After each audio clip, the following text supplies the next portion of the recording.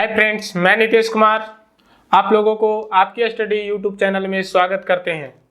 आज हम लोग डिस्कस करेंगे ब्लड प्रेशर। ठीक है, high blood pressure, low blood pressure आखिर होता क्या है, ये सब के बारे में देखेंगे। कैसे हम लोग इसको मेजर करते हैं, इसके बारे में देखेंगे। इसी वीडियो में हम लोग ईसीजी के बारे में थोड़ा डिस्कस करेंगे। तो चलिए डिस्कशन स्टार्ट करते हैं। सबसे पहला है ब्लड प्रेशर कहते किसको हैं। तो ब्लड प्रेशर कहते किसको है, हमारे शरीर में क्या होता है, ब्लड प्रवाह होते रहता है हमेशा। तो जो ट्रांसपोर्टेशन होते रहता है हमारे शरीर में ब्लड का, अब वो क्या करता है, हमारे शरीर की जो नस होते हैं, ठीक है, उसके दीवारों पर दबाव डालते हैं। जैसे वो प्रेशर जा रहे हैं तो सिंपल है कि उसकी दीवारों पर क्या डालेंगे, ये दबाव डालेंगे। उसी को हम लोग जनरली ब्लड प्रेशर कहते हैं। अगर आप देखें तो यहाँ लिखा हुआ है कि आखिर ब्लड प्रेशर है क्या। ठीक है, तो ब्लड प्रेशर क्या है, शरीर में रक्त प्रवाह के कारण, शरीर में रक्त प्रवाह के कारण जो रेगुलर होते रहता है के कारण नसों की दीवारों पर पड़ने वाले दाब, है ना, नसों के दीवारों पर क्या पड़ता है, दाब पड़ता है, को रक्तचाप या ब्लड प्रेशर कहते हैं। यानी नसों की दीवारों पर जो प्रेशर पड़ता है, दाब पड़ता है, उसी को हम लोग क्या कहते हैं, ब्लड प्रेशर। अब यहाँ समझना कि ब्लड प्रेशर जो है ना, इसको बहुत इंपॉर्टेंट है, इक्वल टू होता है सिस्टोलिक एंड डायस्टोलिक। हिंदी में क्या बोलते हैं, परकुचन एवं अनुथीथलन। ठीक है, अब एक्चुअली परकुचन होता क्या है, ठीक है, या फिर बोल सकते हैं सिस्टोलिक क्या है, डायस्टोलिक क्या है। तो पहले इसी को समझ लेते हैं, तब हम लोग को ब्लड प्रेशर समझने में ज़्यादा आसानी होगा। जैसे देखो, ये रक्त का प्रवाह के बारे में ही दोनों बात बताया गया है। यहाँ पर जो पॉइंट बताया गया है वो रक्त का ट्रांसपोर्टेशन के बारे में, प्रवाह के बारे में ही बताया गया है। एक्चुअली हम लोग क्या होता है कि निलय जब सिकुड़ता है, एक्चुअली आप लोग को हर्ट यहाँ पर दिखाया गया है, फिगर इसीलिए लाया गया यहाँ पर। तो ये हर्ट जो दिखाया गया है, आप जानते हैं कि जब दो हर्ट जो होता है, ऊपर वाले लेयर को हम लोग बेस बोलते हैं और नीचे वाले को एपिक्स।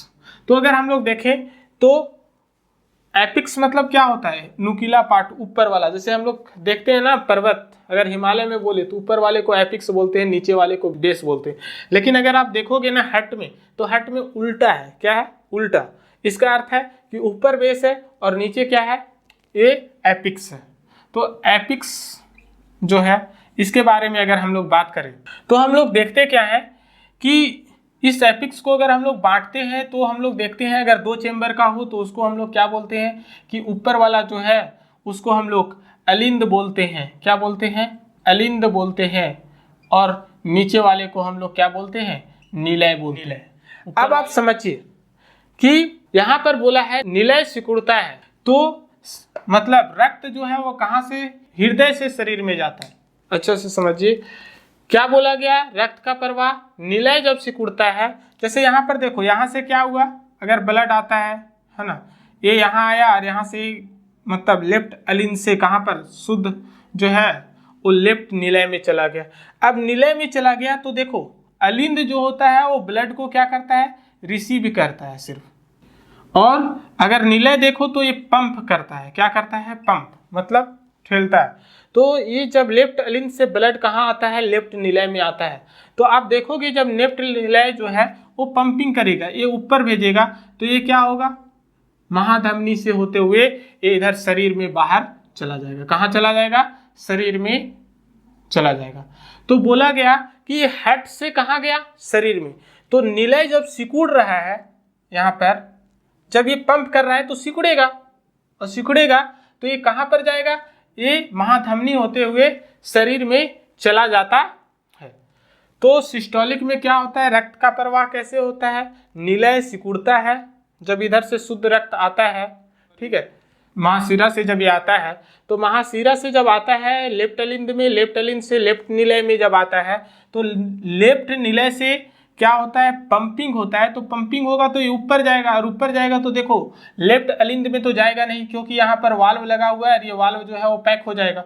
यहाँ पर क्या हो जाएगा, पैक। तो ये किस में जाएगा, ये महाधमनी में जाएगा, और महाधमनी से फिर कहाँ ब्लड चला जाता है, हम स्ट्रक्चर में आप लोगों को बता चुके हैं कि कैसे ब्लड का प्रवाह होता है। तो फिर शरीर में चला जाता है। तो निलय सिकुड़ने से क्या होता है कि रक्त जो है वो हृदय से शरीर में जाता है। अब दूसरा कंडीशन देखो, क्या होता है कि इधर देखोगे तो ये ये बहुत सारे इधर से मतलब अशुद्ध रक्त जो होता है वो राइट अलिंद में आता है और राइट अलिंद से फिर ये कहाँ जाता है, राइट निलय में जाता है। और राइट निलय में जाता है तो सिंपल सा समझो कि रक्त का प्रवाह निलय जब फैलता है, जब यहाँ से हमारा राइट अलिंद से ब्लड कहाँ जाएगा, निलय में जाएगा, तो ब्लड ज़्यादा होगा तो निलय क्या होगा, फैलते जाएगा, क्या होगा, फैलेगा। तो बोला गया जब निलय फैलता है तो ब्लड जो है उस शरीर से कहाँ पहुँचता है, यानी हम लोग समझते हैं कि हृदय में पहुँचता है।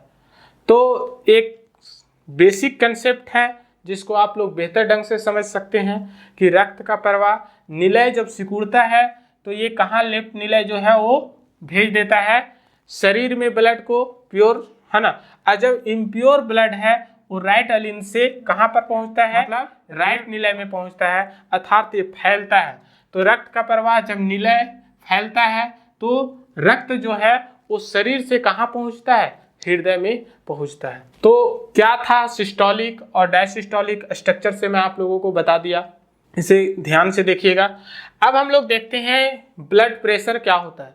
एक्चुअली क्या होता है कि हम लोग अगर अच्छा से देखें ना तो हमारे शरीर में जो ब्लड है वो हार्ट से 120 के स्पीड से जाता है और हमारे शरीर से फिर हार्ट में कहाँ कितना के स्पीड से पहुँचता है, तो 80 के स्पीड से आता है। यानी अगर हम लोग बोले कि यहाँ से जब पंपिंग होता है तो ये ब्लड जो है वो 120 के स्पीड से पहुँचता है, कितना, 120 के स्पीड से पहुँचता है। और जब यहाँ शरीर से ये निलय तक पहुँच रहा है तो इसकी स्पीड कितना है, 80। तो नॉर्मल ब्लड प्रेशर कितना होता है, 120/80। और जो हम लोग मेजर करते हैं वो mmHg स्पेग्नोमैनोमीटर, अभी हम लोग बताएंगे स्पेग्नोमैनोमीटर के बारे में, तो उससे मेजर करते हैं। तो उसमें एक्चुअली मरकरी का लगा हुआ होता है। आप लोग डॉक्टर को भी मेजर करते हुए देखे हैं, आप ये फिगर में देख सकते हैं, ये स्पेग्नोमैनोमीटर होता है। तो वहाँ से हम लोग क्या करते हैं, ब्लड जो है वो प्रेशर मेजर करते हैं। और एक नॉर्मल व्यक्ति में ब्लड प्रेशर कितना होता है, 120 से लेकर 80 तक। 120 हमारे शरीर हार्ट से ब्लड शरीर में जाता है और 80 मतलब ब्लड जो है शरीर से हार्ट में पहुंचता है। अब अगर हम लोग देखें इसी में कुछ पॉइंट है, ब्लड प्रेशर जो है अगर यहाँ देखो 120 था, अब कितना हो गया, 150 हो गया और 90 हो गया mmHg। ये मतलब यूनिट है दिखाने के लिए जिस इंस्ट्रूमेंट में होता है। तो 150 और 90 यानी बढ़ गया, क्या हो गया, बढ़ गया, यानी ज़्यादा हो गया। तो इसे हम कहते हैं हाइपरटेंशन। क्या कहते हैं, हाइपरटेंशन या हाई ब्लड प्रेशर। इसमें क्या होता है, व्यक्ति जो होता है ना काफ़ी उत्तेजित हो जाता है, यानी बोल सकते हो कि अगर उसको थोड़ा सा बात बोल दो ना चिड़चिड़ा हो जाता है, अचानक क्या होगा आप पर दौड़ जाएगा, मतलब ऐसे बोलेगा कि लग रहा है कि ये पहले शांत से बात ही नहीं किया हो। तो हाइपरटेंशन में एक्चुअली क्या होता है, ब्लड प्रेशर हाई हो जाता है और वो एक्टिविटी को ज़्यादा करवाता है, इसलिए वो व्यक्ति ज़्यादा बोल देते हैं।